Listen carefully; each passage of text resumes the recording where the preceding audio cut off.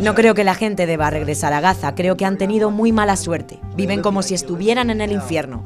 Gaza no es un lugar para vivir y la única razón por la que quieren volver, y lo creo firmemente, es porque no tienen otra alternativa. ¿Cuál es la alternativa? ¿Ir a dónde? Este martes el presidente estadounidense hizo claramente explícito su apoyo al apartheid y la limpieza étnica de Israel en Palestina. El primer ministro israelí, Benjamin Netanyahu, debería haber viajado a Qatar esta semana para negociar con Hamás la segunda fase de la tregua, pero decidió visitar al que ha llamado el mejor aliado que ha tenido Israel nunca. La victoria de Israel será la victoria de Estados Unidos. No solo ganaremos la guerra, sino que trabajando juntos ganaremos la paz. Trump anunció también su retirada de la Agencia de las Naciones Unidas para los Refugiados Palestinos, la UNRWA, en una rueda de prensa que nos dejó una imagen dantesca. Sí, un presidente acusado de delitos de lesa humanidad con un presidente condenado por soborno y abuso sexual. El republicano ya había dejado caer que Israel es muy pequeño y que había que limpiar Gaza. Pero aún no había revelado los detalles de un plan en el que, según dijo, desplegará a sus tropas y hará lo que sea necesario. Estados Unidos tomará el control de Gaza, seremos sus dueños. Seremos responsables de desmantelar todas las bombas peligrosas sin detonar y otras armas en el territorio, nivelar el terreno, eliminar los edificios destruidos y generar un desarrollo económico que cree empleos y viviendas para la gente de la zona. Y convertirla en esa riviera de Oriente Medio, expulsando, eso sí, a los palestinos de la franja. Necesitamos una nueva ubicación. Creo que debería ser un lugar que haga a la gente feliz. Podemos encontrar una zona hermosa para reubicarlos definitivamente en casas bonitas donde no les disparen, asesinen o apuñalen a muerte, como está ocurriendo en Gaza. Naciones Unidas ha criticado cualquier forma de limpieza étnica y ha pedido no empeorar el problema en Gaza, pero la Unión Europea, como os contaba, adopta un perfil bajo y se limita a decir que toma nota de sus palabras. Sí, han rechazado con contundencia el plan de Trump, países árabes como Jordania y Egipto, precisamente el lugar de donde pretende trasladar de manera forzosa a los palestinos. De hecho, por su generosidad, Trump cree que merece el Nobel de la Paz. Occidente está de rodillas ante los genocidas y los colonizadores. Y lo ha estado siempre. Lo que estamos viendo ahora en Palestina lo hemos visto antes con Marruecos en el Sáhara. Hoy hablamos del negocio de la ocupación de la Franja y Cisjordania al Sáhara Occidental. Hola, ¿qué tal? Perdona que te interrumpa un momento. Ahora mismo te dejo seguir con el programa. Espero que lo estés disfrutando porque para eso lo hacemos. Pero, como sabes, Carne Cruda solo es posible por los oyentes que lo hacen posible. Así que si no eres productor o productora, te animo a serlo en carnecruda.es. Es muy fácil. Entras allí y puedes hacer una donación a través de PayPal o una transferencia bancaria. Y ayudas a que contenidos como este sigan adelante. Te dejo seguir con el programa. Que lo disfrutes. Negocio y odio que han masacrado a 61.000 personas en Gaza, según el último recuento que ha empezado a contabilizar los cadáveres encontrados entre los escombros, mientras el 90% de la población de la franja, desplazada por los bombardeos, intenta volver a lo que queda de sus casas antes de sufrir un posible nuevo desplazamiento. Y por eso queríamos empezar conociendo la situación humanitaria en la franja en este momento. Ruth Conde es enfermera de Médicos Sin Fronteras y acaba de regresar de allí. También visitó la franja en octubre de 2023. Ruth, crudos días. Hola, ¿qué tal? Buenos días. Tú has presenciado en primera persona el deterioro de la situación y el efecto del alto el fuego ahora. ¿Qué has visto? ¿Cómo es la situación humanitaria hoy?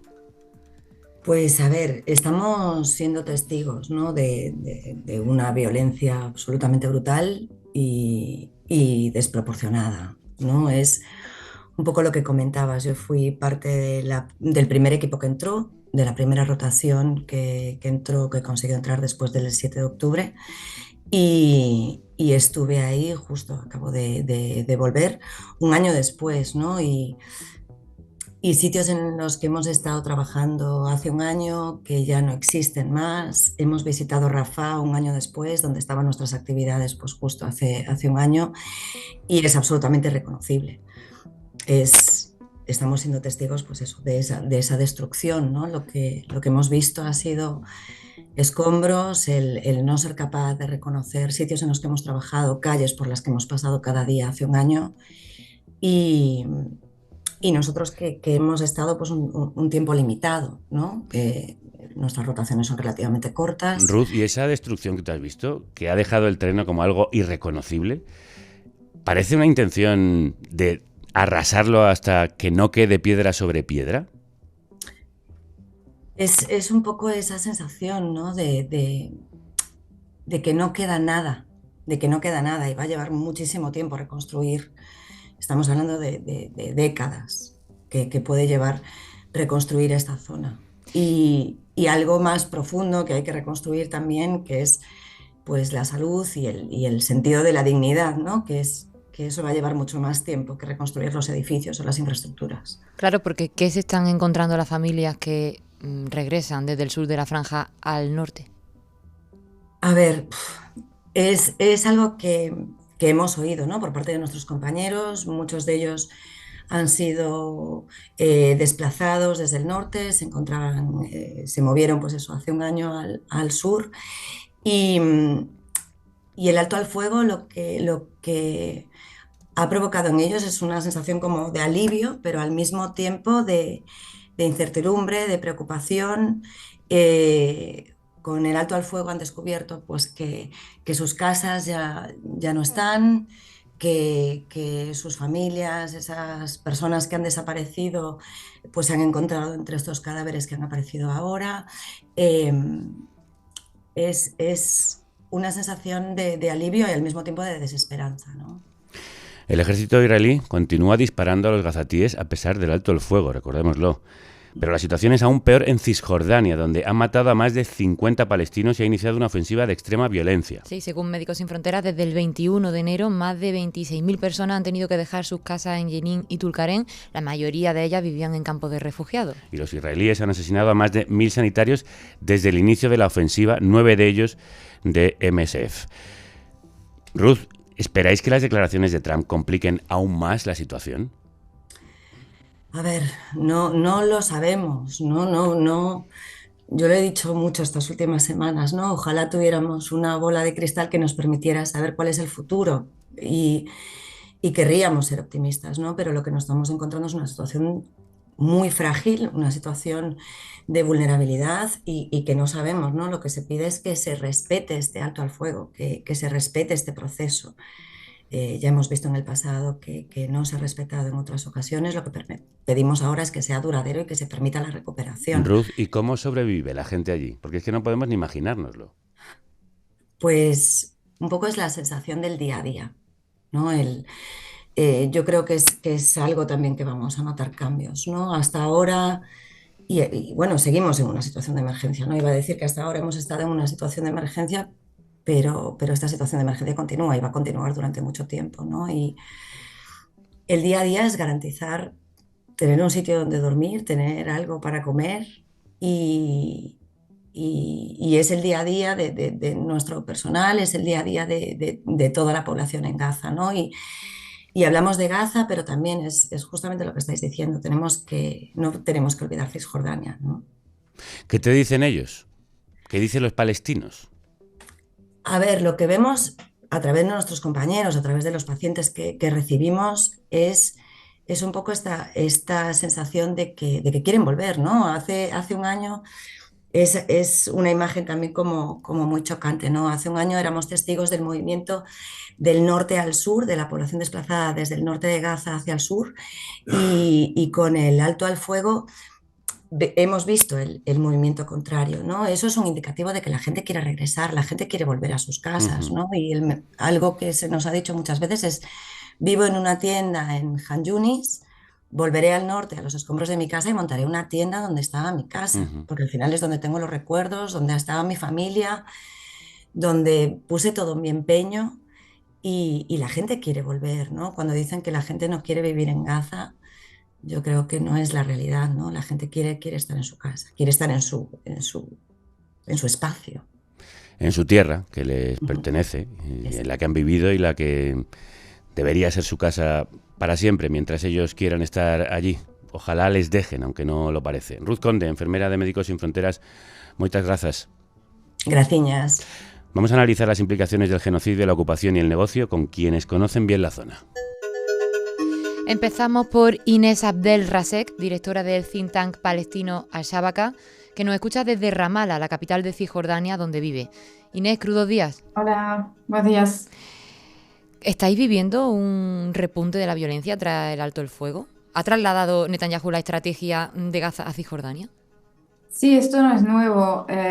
Cisjordania para Israel está claro que tiene un objetivo de colonizarnos toda Palestina. Y entonces lo que ha utilizado como método en Gaza ahora es el genocidio, exterminación, y ahora en Cisjordania la estrategia es de destruir a los campos de refugiados y también aislarnos todos entre nosotros. O sea, yo estoy en Ramallah, pero para ir a Jenin ahora es muy complicado porque o sea, están cerrando todos los checkpoints, o sea, toda la infraestructura está hecha para los colonos y las colonias. No controlamos el territorio. Inés, ¿y qué piensas del plan que anunció ayer Trump junto a Netanyahu? Mira, hay dos cosas. Yo creo que lamentablemente es tan loco lo que está diciendo, pero al mismo tiempo es presidente de los Estados Unidos. Y lo que vemos es que otra vez en la historia están intentando ponernos como objetos de nuestra propia historia.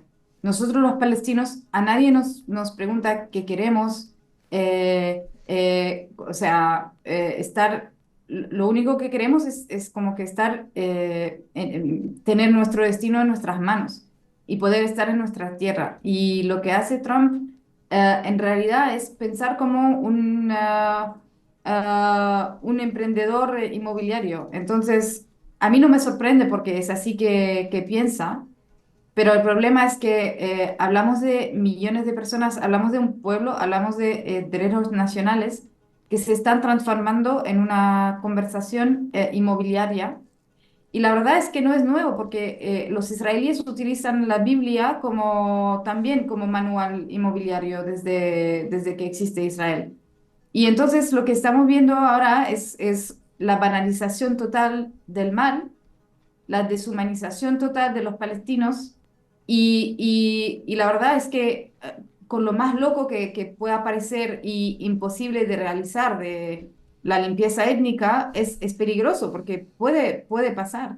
Y, y cuando Trump habla de mala suerte, o sea, hay que ver que ellos han financiado el genocidio, o sea, han sido parte de lo que está pasando en Gaza. Y obviamente todo esto está jugando en los intereses del régimen colonial israelí. Sí, ayer era espeluznante escuchar a Trump hablando de un genocidio como si no hubiera causantes de ello, como si fuera un fenómeno natural y no estuviese a su lado quien lo está perpetrando y él mismo, como representante de Estados Unidos, que lo ha financiado. A quien no le sorprende nada de esto es a Olga Rodríguez, periodista, analista y experta en Oriente Medio, colaboradora habitual del diario.es y, por supuesto, de esta República Independiente, que ya en 2023 advirtió de que Israel lleva años en una estrategia de limpieza étnica en Gaza. Olga, bienvenida, como siempre. ¿Qué tal? ¿Cómo estáis? ¿Esto podría dar lugar a una segunda Nakba? Bueno, es una de las estrategias que desde el principio planteó el gobierno israelí, lo verbalizó públicamente, es decir, a mí todavía me sorprende que haya gente que se sorprenda porque esa intención ha sido contada y relatada públicamente por varios integrantes del gobierno israelí, por el propio Netanyahu, cuando mostraba un mes antes de los ataques de Hamas en la sede de Naciones Unidas, desafiando las resoluciones de Naciones Unidas, un mapa en el que no aparecían los territorios palestinos, aparecían absorbidos por Israel en contra de la ley internacional. En las primeras semanas del genocidio contra Gaza hubo varios ministros que dijeron públicamente: recolocaremos a la población palestina de Gaza en el Sinaí egipcio. Incluso uno de ellos, el ministro de Agricultura, usó el término Nakba. Estamos ante una nueva Nakba, Nakba 2.0. La relatora de Naciones Unidas, Francesca Albanese, ha venido advirtiéndolo desde entonces. Dijo, al igual que la Nakba en 1948, por la que se expulsó a 700.000 palestinos, y la Naksa en 1967, por la que se expulsó a 350.000 palestinos más, estamos en un riesgo de contemplar lo mismo, pero de una forma más masiva. Y ahora hemos visto esta escenificación ante las cámaras. Pero eso no debe llevarnos a quitar hierro a lo que ya ha pasado, es decir, el desplazamiento que se produjo en las primeras semanas de cientos de miles de personas desde el norte hasta el sur. Eso es un crimen en sí mismo y es un desplazamiento forzado, y desde entonces ha habido familias que han sido obligadas a desplazarse incluso hasta 25 veces. El tema de la construcción, la reconstrucción, la destrucción, es decir, estamos viendo que el negocio de la guerra, ¿no?, lo que llama Netanyahu el negocio de la guerra, es un medio en sí mismo para poder anexionarse más territorio de forma ilegal, pero también es un fin en sí mismo, contemplado como negocio. Y esto además es un fenómeno global, que luego a lo mejor podemos hablar de ello. En esa huida hacia adelante de modelo económico de sobreacumulación en el mundo, estamos viendo cómo las guerras de baja y de alta intensidad, los genocidios, el control coercitivo, la represión, la guerra en la frontera, es un medio para acceder a nuevos territorios, para neocolonizar, para controlar, para acceder a yacimientos y a rutas para transportar materias primas, pero es un fin en sí mismo porque como no se quiere poner freno a este ritmo vertiginoso y loco, ante la escasez de recursos naturales, pues se buscan salidas a la economía y una de las salidas es la violencia y la guerra. El plan anunciado por Trump rompe los planes. La visita de Netanyahu a Washington llega después de 18 días de alto el fuego en Gaza, en un momento en el que el primer ministro israelí debería estar negociando con Hamás la segunda fase de la tregua. Recordemos que en esta primera etapa, que comenzó el 19 de enero, Hamás liberará a 33 israelíes e Israel a cientos de palestinos. Se prevé que en la segunda fase se retiren las tropas de ocupación de la franja y se entregue al resto de detenidos. Para hablar de ello nos acompaña también el fotoperiodista Bruno Tevenin, que acaba de volver de Siria y lleva desde 2017 viajando a territorio palestino. Bruno, crudos días. Muy buenas, ¿qué tal? ¿Cómo estáis? ¿Ves viable que el alto el fuego continúe en estas condiciones? ¿Realmente está continuando ese alto el fuego? Está continuando el alto el fuego. Yo creo que en verdad, sí ha habido un alto el fuego que establece unas condiciones que todos hemos visto, pero yo creo que todo esto se basa un poco en desvirtuar el foco de donde realmente está, que es verdad que Israel no va a dejar nunca de realizar su actividad expansionista, colonialista, en tanto en cuanto hablar de un alto el fuego hace mucho que la opinión pública o el debate se traslade un poco y diga, bueno, hemos conseguido lo que se quería, ya no hay conflicto en Gaza, ya no hay esta intensidad con la que hemos vivido estos 15 meses, pero el proyecto sionista no deja de estar ahí y siempre ha estado ahí desde su inicio. Es decir, Israel no tiene fronteras, la frontera de Israel es donde pone su último soldado.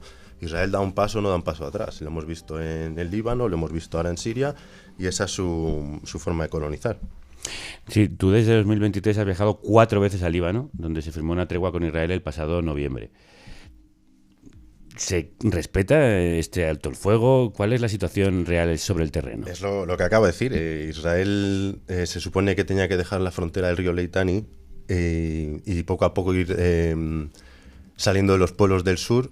Ha quedado demostrado hace menos de una semana o dos, cuando los libaneses volvieron a sus pueblos, estaban los tanques y los soldados, se plantaron en esta línea y no dejaron pasar, y de hecho creo que empezaron a abrir fuego contra muchos de los libaneses que acudieron ahí. Y no, ahí siguen los tanques, igual que siguen en el sur de Siria.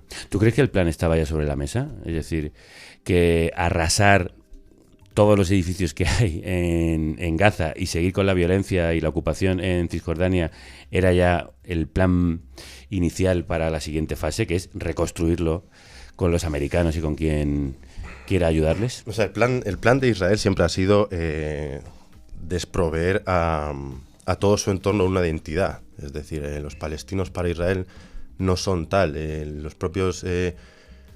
cuando hablamos, por ejemplo, del colonialismo americano, cuando llegaron a América los colonos, hablaban de los nativos como salvajes, ¿no? Y ahora tenemos al ministro de Finanzas y a Ben-Gvir, Smotrich y Ben-Gvir, que se refieren a los palestinos como animales. Cuando tú les desprovees de su esencia y de su ser, al final lo único que te queda es arrasar. Entonces, cuando ellos ocupan, lo que hacen es eliminar la historia, eliminar la cultura, tiran las mezquitas, les roban la cultura. Israel no tiene una esencia, no tiene una cultura propia. Entonces lo que intenta hacer es quitarla del otro y a la vez construir la suya propia, robando. Hace un par de días veía una canción en uno de estos infames TikToks que sacan los soldados israelíes, en la que cantaban una canción muy conocida palestina que se llama Dami Falestini, que es Mi sangre es palestina. La habían convertido en Mi sangre es israelí. Uh-huh.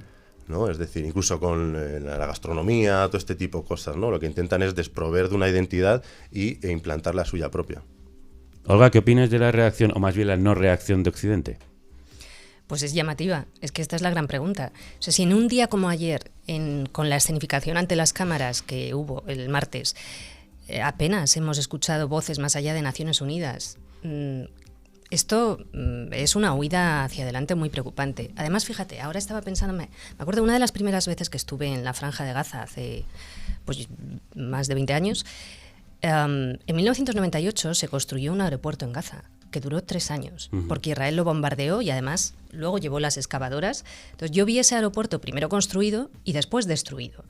Y se volvió a reconstruir. Ese aeropuerto fue construido en gran parte con fondos españoles. Y otras muchas cosas en la Franja de Gaza, después de ser destruidas, son reconstruidas con fondos extranjeros. Y es un bucle sin fin de destrucción y de construcción donde hay intermediarios que evidentemente se llevan lo suyo y sacan beneficio de esta auténtica barbaridad. Ahora, en la ocupación de los altos del Golán sirios, que llevan ocupados ilegalmente por Israel desde 1967 y ahora ha extendido esa ocupación, el gobierno israelí ya ha anunciado que quiere duplicar la población colona que ocupa ilegalmente ese territorio y ya ha desplegado planes de construcción en esa zona, como en Cisjordania. A lo largo del genocidio en Gaza, en Cisjordania se han extendido los asentamientos ilegales que no dejan de crecer a través de ese negocio de la construcción basada primero en la destrucción o en la anexión ilegal de territorio y del control coercitivo. El propio yerno de Trump, que ahora lo mencionabais, Kushner,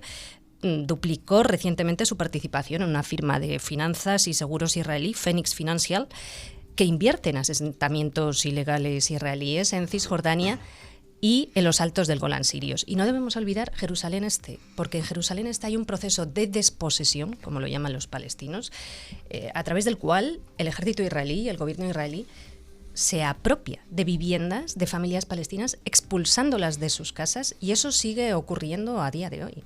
Hablemos de las formas de explotar el genocidio, el apartheid, la limpieza étnica, empezando por el negocio inmobiliario y turístico de la Riviera Palestina, como ha anunciado Trump, pero yendo mucho más allá. Israel extrae recursos naturales de las tierras que ocupa ilegalmente, en las que extiende el negocio de la construcción, del militarismo y de la alta tecnología contra civiles, con programas de inteligencia artificial para bombardear de forma masiva. El control coercitivo y el genocidio en Palestina constituyen en sí mismos negocios lucrativos para multitud de empresas, no solo israelíes. La represión, en todas sus variantes, da salida a la economía. Esto escribía Olga en el artículo publicado en el diario.es titulado ¿Por quién doblan las campanas que hace repicar Donald Trump? Inés, en la actualidad unos 700.000 colonos residen en asentamientos israelíes en territorio palestino en Cisjordania. ¿Qué ejemplos concretos veis de ese turismo de ocupación que hay? Resorts, actividades, no sé, tours turísticos. Mira, el modelo israelí no solo es una impunidad internacional total por su colonización, pero sino ha creado un modelo para hacer como beneficios de la colonización y de la ocupación. Beneficio material, económico, y eso es muy importante porque, de hecho, nosotros los palestinos somos las primeras víctimas de esto, ¿no? Desde 100 años. Pero este modelo lo exportan a través del mundo y es importante ver que somos el laboratorio, ¿no? El laboratorio de un modelo, el laboratorio de tecnologías. Y Cisjordania toma varias formas. Primero, obviamente, todo lo que es la infraestructura del apartheid, tecnologías de vigilancia, tecnologías de control, tecnologías militares. Lo que llamamos también doble uso, ¿no? A uso civil, pero también militar. Todo eso está utilizado a beneficios. También todo lo que es explotación de la tierra y de los recursos naturales. Obviamente, totalmente expulsado a cientos de miles de palestinos desde el 48, utilizan también la tierra para crecer vino y venderlo en Europa, para explotar los minerales del Mar Muerto. Todos los cosméticos que ven del Mar Muerto son en realidad en territorios ocupados palestinos. Y también el turismo y todo lo que hay alrededor suyo. Ahora, otra vez, la complicidad internacional es el centro, o sea, es muy central en continuar este sistema. Porque cuando un régimen israelí puede hacer genocidio, matar a miles de personas y destruir todo un territorio, y ahora las compañías de vuelo han vuelto a funcionar normalmente, los israelíes viajan por el mundo siendo turistas por el mundo, todo eso hace que normaliza una situación barbárica, o sea, violenta, que en realidad solo podrá cambiar cuando uno cambiará las dinámicas de poder. Claro, y Inés, ¿y qué ocurre con las plataformas de alquileres de habitaciones y casas como Booking y Airbnb? ¿Siguen ofreciendo alojamientos en zonas ocupadas? Sí, y lo peor es la hipocresía también de este tipo de empresas que hubo mucho trabajo por nuestros socios y organizaciones de derechos humanos en el tema, y estas empresas que dicen, van a poner como una frase, ¿no? Esto es en una zona de conflicto. Eso lo hizo Booking, en vez de decir que van a retirarse de las colonias y de tierras colonizadas. Y Airbnb, peor, dijeron que iban a continuar a alquilar, pero que los beneficios iban a ir a ONGs, como que si utilizar el dinero, ¿no? de estos beneficios para lavarse las manos de sus crímenes. Y entonces yo creo que la única estrategia es confrontación. O sea, los palestinos resistimos desde 100 años a esta colonización.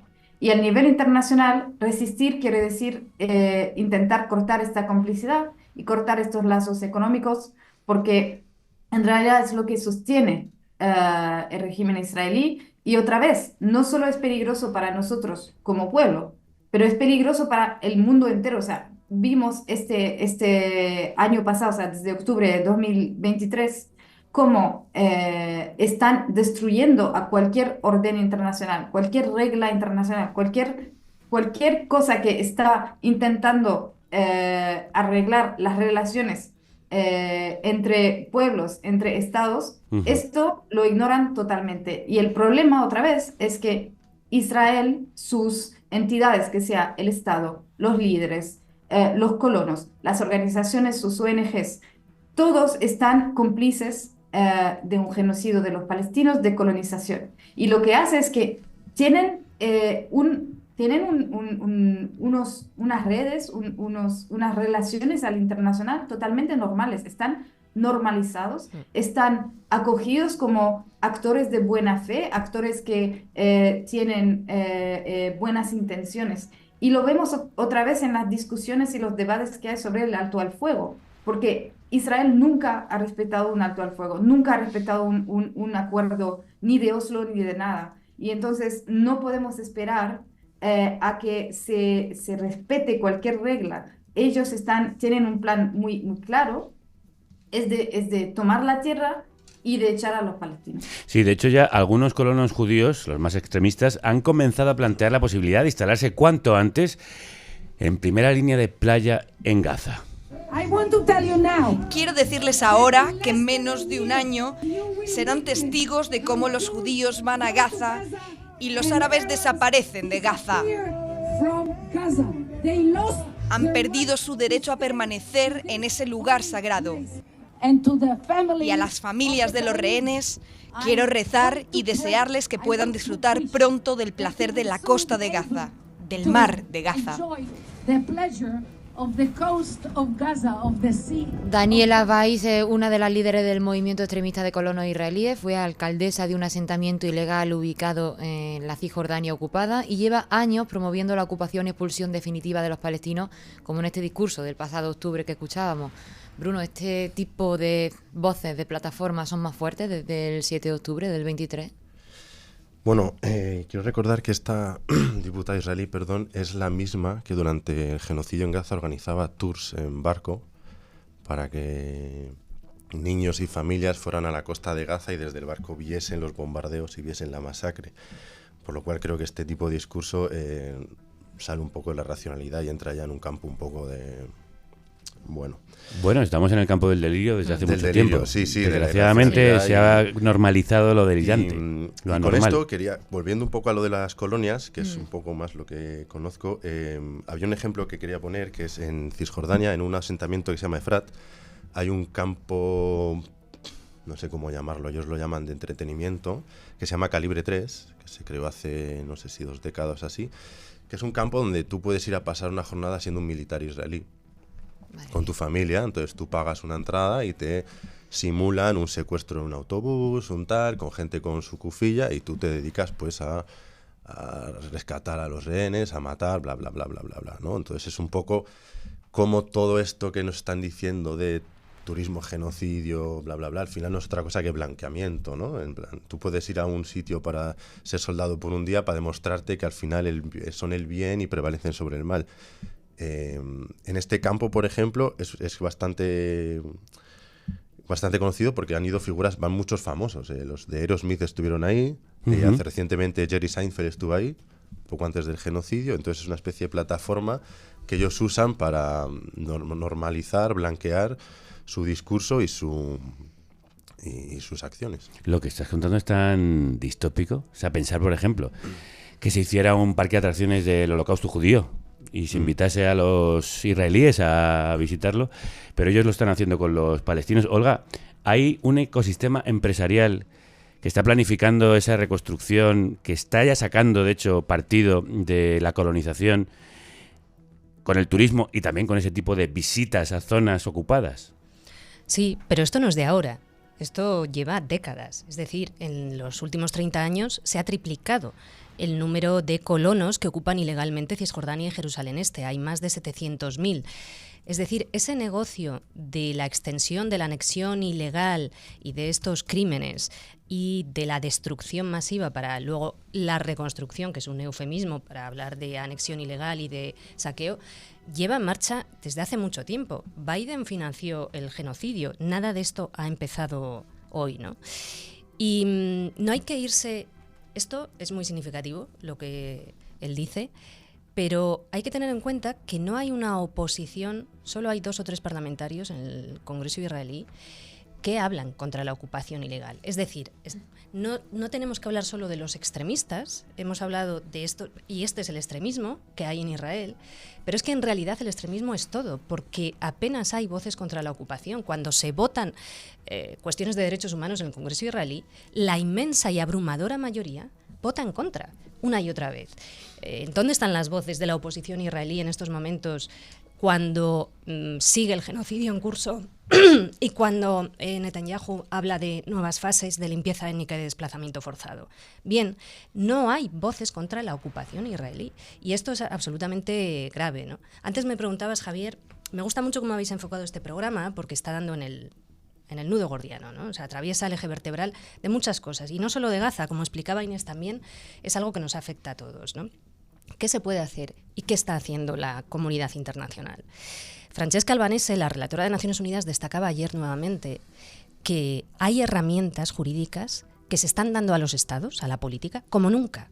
Hay pasos inéditos a través del derecho internacional. Y el que se está destacando una y otra vez es el dictamen de la Corte Internacional de Justicia de julio, que señala la ilegalidad de la ocupación israelí de Gaza, Jerusalén Este y Cisjordania, que exige el fin de la misma y que pide de forma inmediata a los estados sanciones, suspensión de comercio e inversiones que puedan contribuir de algún modo o manera con la ocupación ilegal. Aquí hablabais de algunas empresas. ¿Qué han hecho los estados al respecto? En septiembre, la Asamblea General de Naciones Unidas aprueba una resolución con este contenido. 124 países votan a favor, incluidos España. Creo que la pregunta que debe estar encima de la mesa constantemente, sobre todo a estos 124 países que han votado a favor y que solo unos pocos han tomado medidas para cumplir esto, es ¿qué van a hacer para suspender de manera inmediata comercio e inversiones que puedan contribuir de algún modo o manera con la ocupación ilegal israelí? Porque en estos momentos no se están adoptando esas medidas. Y sin esas medidas, esto va a seguir ocurriendo y esto va a seguir avanzando. Hablemos de empresas.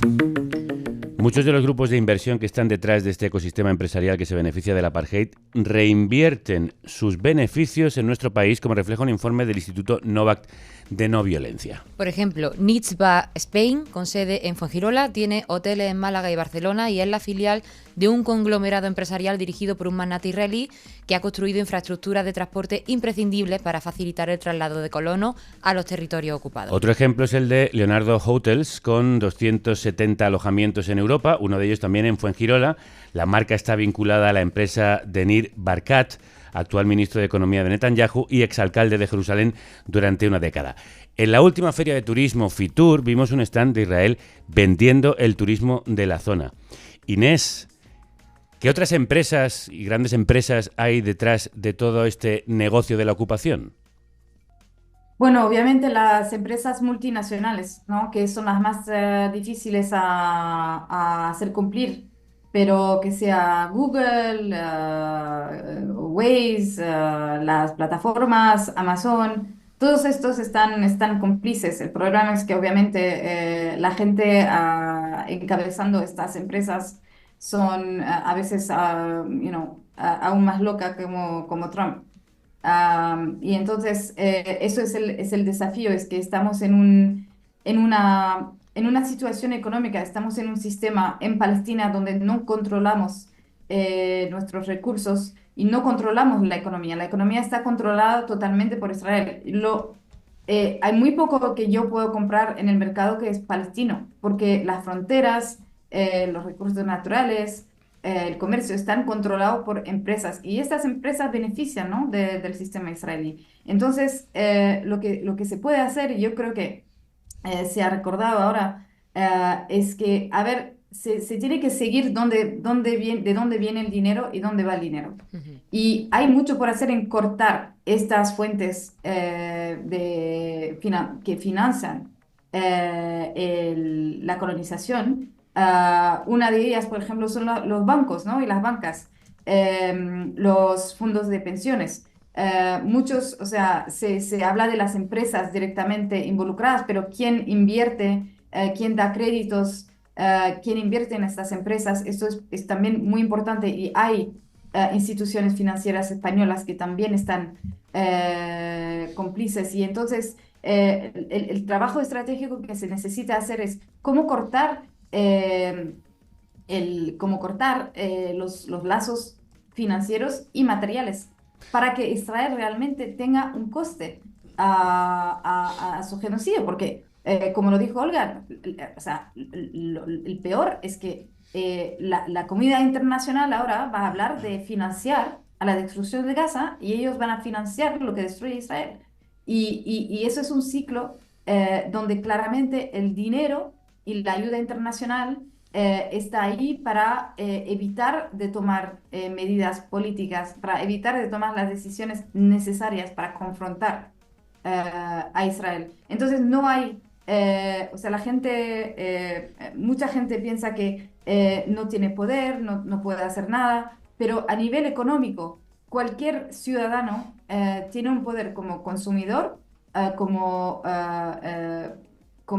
ciudadano que tiene sus impuestos y su dinero que va en algunas empresas que al final llevan a financiar el sistema colonial.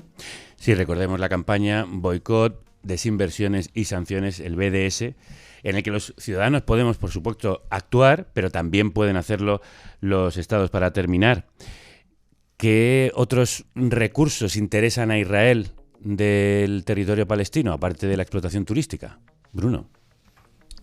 Bueno, Israel, Israel al final no es más que el proyecto sionista, quiero decir, al final es lo que quiere la expansión y la acumulación de terreno y poder.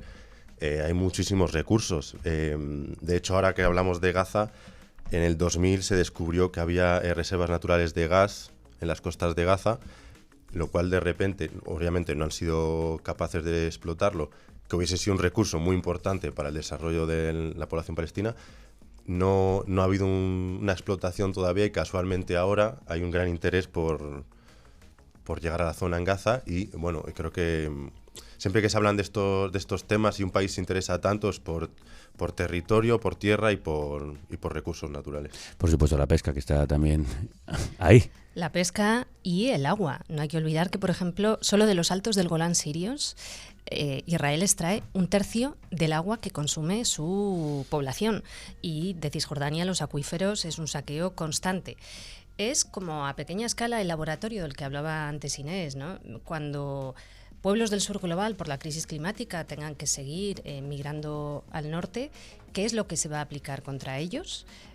Bueno, pues tenemos aquí un modelo con una enorme impunidad frente al cual no se está haciendo absolutamente nada y por lo tanto puede repetirse una y otra vez. Por eso lo que pasa en Gaza nos incumbe a todos, porque hoy son los palestinos y mañana podemos ser nosotros, mañana puede ser cualquier pueblo del sur global. Bueno, pues vamos a ver en realidad cómo va a ser el futuro, porque hay quienes ya lo están padeciendo. Olga Rodríguez, Bruno Tevenin, Inés Abdelrazek, muchísimas gracias a los tres. Un placer. Viajamos al futuro, sí. Nos vamos al Sáhara Occidental. Señores pasajeros, bienvenidos al aeropuerto de Dakhla. Por favor, permanezcan sentados y con el cinturón de seguridad abrochado hasta que el avión se haya detenido por completo. Ryanair estrena destino. Abre 2 conexiones entre España y la ex colonia española. Vuele con nosotros de Madrid o Lanzarote hasta Dakhla y disfrute de todas las ventajas de un territorio ocupado ilegalmente. Descubra los rincones de un inigualable apartheid turístico. Y déjese llevar por los encantos de la brutal represión contra los saharauis que decidieron permanecer en su tierra. Dakhla es desde hace años un emplazamiento paradisíaco para el turista francés y Marruecos quiere repetir la fórmula con España. La dictadura quiere construir un Benidorm con tintes de exotismo. Los folletos ofrecen espectáculos en las dunas, surf en el oleaje del choque de mareas de la bahía, paseos en camello. Las palizas en comisaría, los secuestros, la vigilancia, las desapariciones de activistas y la segregación de la población saharaui se mantienen en un decoroso silencio. Detenciones de activistas como esta. Mi primer secuestro fue en 2023. Me secuestraron junto a un grupo de activistas. Me llevaron a la comisaría y me interrogaron. Me pegaron en el ojo. Luego nos llevaron al centro de detención y nos torturaron. Lo hacen por mi activismo y por ser un periodista. Activista y periodista. Es el testimonio de Hassan, al que vemos sacar una bandera saharaui en vídeos previos a la detención que narra José Carmona, periodista de Público, que tampoco pudo documentar libremente lo que ocurría en Dakhla. Ha sido un día bastante incómodo porque había una furgoneta persiguiéndonos y siguiéndonos a cada paso que dábamos. Porque fue expulsado junto a miembros de la Coordinadora Estatal de Asociaciones Solidarias con el Sáhara. Fue expulsado de Marruecos, había viajado allí para contar las condiciones de vida de la población saharaui en nuestra excolonia y hoy está aquí para relatárnoslo. José Carmona, crudos días. Crudos días, ¿qué tal? ¿Qué viste en Dakhla? ¿Cómo es esta ciudad, que es como una pequeña península, ¿no?, rodeada de mar, y en qué contexto está? Sí, ni se ve desde Google Maps, tienes que acercarte muchísimo, súper pequeña.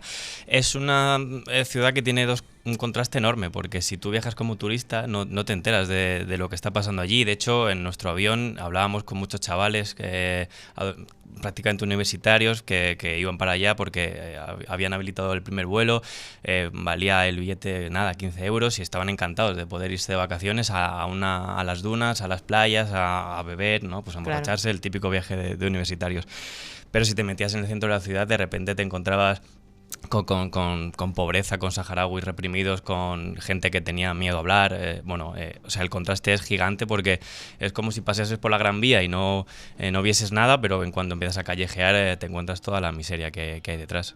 Recordemos que la alternativa para los saharauis es la Hamada, la zona más caliente del desierto del Sáhara en Argelia, donde sobreviven casi 200.000 personas desde hace más de 50 años, y los que no eligieron aquel infierno viven en otro. ¿Qué pasa si sacas una bandera saharaui dentro del Sáhara Occidental? Directamente es delito. La dictadura marroquí lo considera delito contra la integridad territorial. Entonces, se te trata de apátrida, de traidor, de separatista, que para ellos es una ofensa muy grande. De hecho, Hassan nos contaba que para él se le considera traidor en Dakhla, ¿no?, por pintar la bandera saharaui y tal. Y para ellos es un delito, claro. Te expones a ser detenido. No hay ninguna libertad de información, entiendo. No, ninguna.